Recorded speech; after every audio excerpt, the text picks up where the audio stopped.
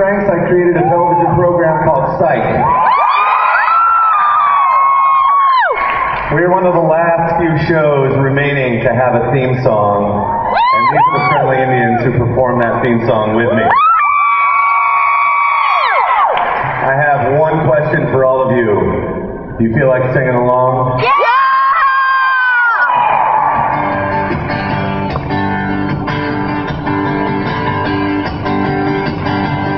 If you don't know the words, look at the person next to you. They might. Oh, yeah. We'd like to give a special shout out to all the big fanboys who came out today from San Diego, all the girls dressed as Harry Potter, and all the very confused Mentalist fans. There's a lot of discouragement. I'm not inclined to resign to maturity.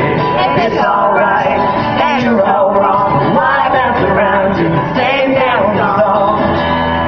You'd rather run when you can crawl. Come on, let's make it hero over at Captain America. I know, you know that I'm not telling the truth. I know, you know they just don't have any parades or deception. Learn how to bend the worst in a business. Like you out of me, and That's what I like. Tim Milton, you're also a writer on our show. And today is his 15th wedding anniversary. Which means tonight he's going to be making love to one of the ladies in the audience. We're hoping it's his wife. Or maybe that curious gentleman over there. History.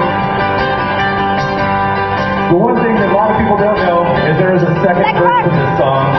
And just for you Comic-Con people, we'd like you to hear it for the first time. compromiser isn't any higher than a fabricated misdirection fashioned by a liar. You think you read all that's in love, but acting so surprised when it hits you like a glove. What's funny is they offer a solution. Everyone's got a good real feature solution. It's a game you want to play. You better roll the dice, cause they'll do it anyway. But you know what? I think we need just a few more voices. Five, six would be good. Just to join us.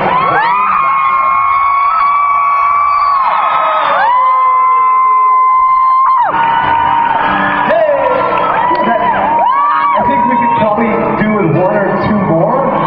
Anybody got that?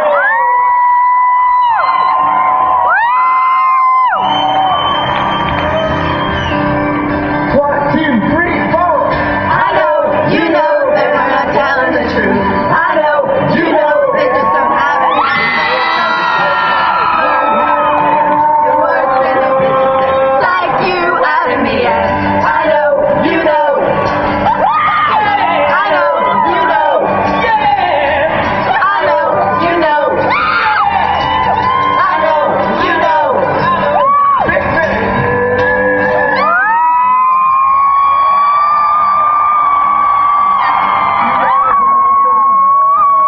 Our host tonight is a man who's appeared on multiple episodes of Psych.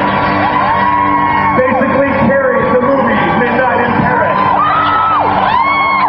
You know him as Woody the Coroner, living proof that children should not play with dead things. But thank God he is not a child. Kurt Moore!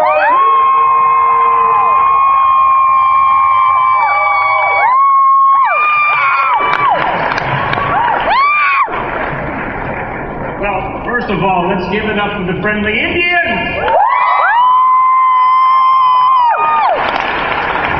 Who, by the way, are neither Indians nor friendly. Well, first of all, welcome to the third year of Psych at Comic-Con. And let me get started by introducing, to me, the greatest people in the world. Timothy Amundsen.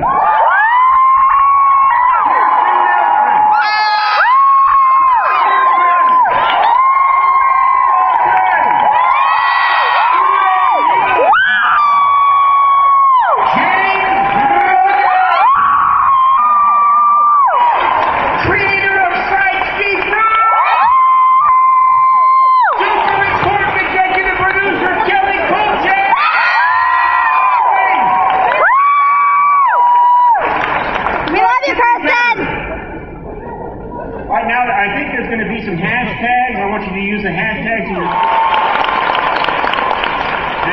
You see, to me, that epitomizes what is great about Psych, because as fun as that is to watch, I swear to God, it's that much fun to do.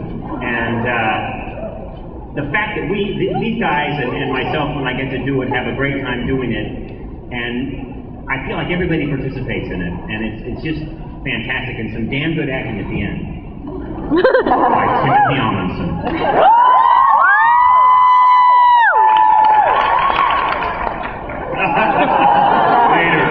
later. All right.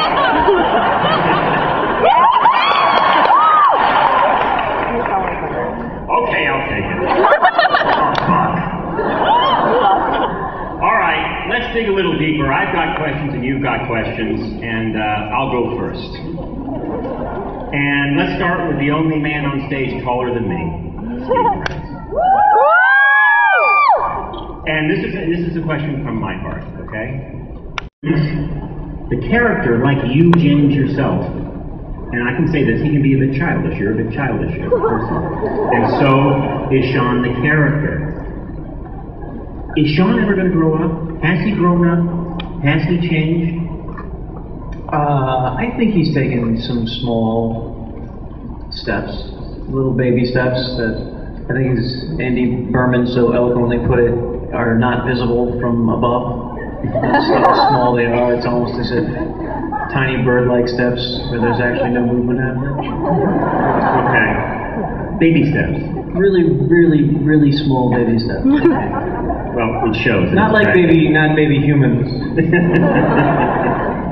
Baby things that are much smaller than humans. Baby Bermans. We just had an hour, James. We just. Dulé? Yes. Well, again, please hold that. This is for Dulé. Sean, Gus, obviously the closest of friends, but come on. There's an undercurrent there, isn't there? I mean, tell me the one thing about Sean that annoys Gus the most. The One thing. That's an impossible answer. This is very much like the newlywed game now, but The one thing about Sean, yeah. he keeps stealing my credit card. Okay. That's annoying. We'll get back to you. Timothy Amundsen.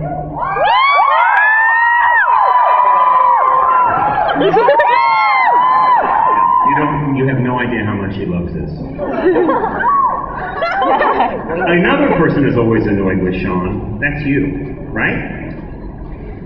But you have to work with him. And when you guys work together, you solve crimes. I mean, you're successful together. It's another thing about the show, this sort of duality thing that goes on. You guys actually are antagonists, but you work great together.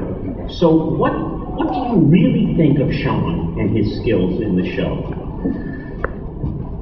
I have no idea. It depends what the script says that week. That's one of sort of the interesting things about Lasseter is, yeah, he hates this guy, but he obviously doesn't hate this guy. I think there's some deep-seated, odd affection for this guy, because, damn it, he solved, 90 crimes? He's got a pretty good batting average. Right. So, you just sort of, like anything in real life, you don't always get along with the people you work with, and you sort of stick it out, and there's things that amuse you about people, and the same people can annoy the hell out of you 1 minute, so not in this group. All right, I have a follow-up. To me, and this is speaking from my own personal experience, I think that among all the characters on the show, maybe yours has changed the most from the beginning, from the first season. Is that true? Do you agree with that? I guess so. I think differently. Did you approach it? I don't know that I approach it different. I think Lasseter has definitely evolved from where he was in the pilot, and that sort of comes from, I think, the writers getting to know me and all of us getting to know each other as actors and sort of what makes each other laugh. Because really, when you're watching the show, to let you know a little tip, we're making each other laugh. And you get to then watch that, and it translates into what I think is some pretty damn good television. Woo! Generally, people who really like each other, they have a great time. So, okay, cool. But All right, Maggie, I got a question for you, and this is not a trick question, but it's a tough question. Hi, Kurt. All right, and it's a little challenging. Juliet and Sean, as we can see, are finally a couple, right? Now, two questions, a two-parter. Oh. How does this change your relationship with Lassiter? All right? First question. Okay. That's two. But the second one, you have a boyfriend who says he's a psychic. Yes. Who so far you don't really believe he's a psychic. Are you saying now that your boyfriend is a liar? Or do you now think he's a psychic? I'll address question one first. I think that my relationship with Lassiter has, I think it's grown because we had to sort of get over this hump of being in a relationship now with somebody who doesn't usually gel with. But I think Juliet sees Lassiter as her partner at work first. He's her number one at work, and Sean's her number one in life. So when it comes to work, right, she has to sort of stay, you know, I like that. by his side. Maggie said home. Sorry. Yes, I did. I'm glad you picked up on that. But the second part, the tough The second part, what's interesting is that I think Juliet has always believed that he is psychic. Oh. I think that there are other people who have questioned it more than she has. She really has always believed in him and believed that he is what he says he is. And so therefore, being with him, she totally believes he's a psychic. Otherwise, she's with a liar. That's right. And she's not going to that would be weird. So yeah, I think she wholeheartedly believes that he is exactly who he says he is. Maybe I was trying to stir something up. Well, Corbin like Burns, you said. first of all, let's give it up for this man.